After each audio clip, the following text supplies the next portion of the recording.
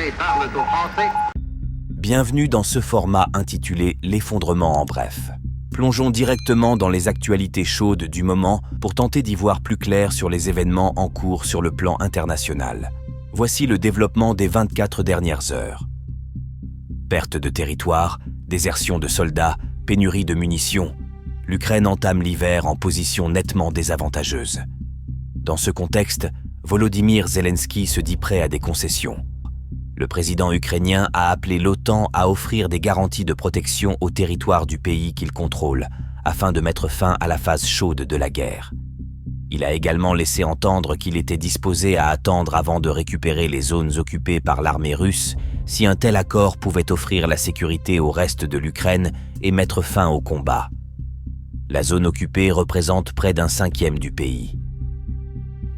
Depuis le mois d'octobre, la Corée du Nord aurait transféré plus d'une centaine de systèmes d'artillerie à la Russie, selon les renseignements ukrainiens, ainsi que plus de 5 millions d'obus d'artillerie et 100 missiles balistiques à courte portée. Le matériel ne serait toutefois pas à la hauteur, d'après les forces armées ukrainiennes. Nous disposons d'informations selon lesquelles les militaires russes se plaignent des difficultés d'utilisation des munitions fournies par la Corée du Nord, a affirmé un porte-parole. D'après les services de renseignement russes, l'OTAN prévoirait d'envoyer 100 000 soldats de maintien de la paix en Ukraine, ce qui correspondrait à la volonté de Volodymyr Zelensky de geler la partie du territoire qu'il contrôle et de céder à la Russie les zones occupées, au moins temporairement. Ce dernier a annoncé vendredi la nomination d'un nouveau commandant des forces terrestres de l'armée ukrainienne, affirmant que des changements sont nécessaires dans la gestion du personnel afin d'obtenir de meilleurs résultats sur le champ de bataille.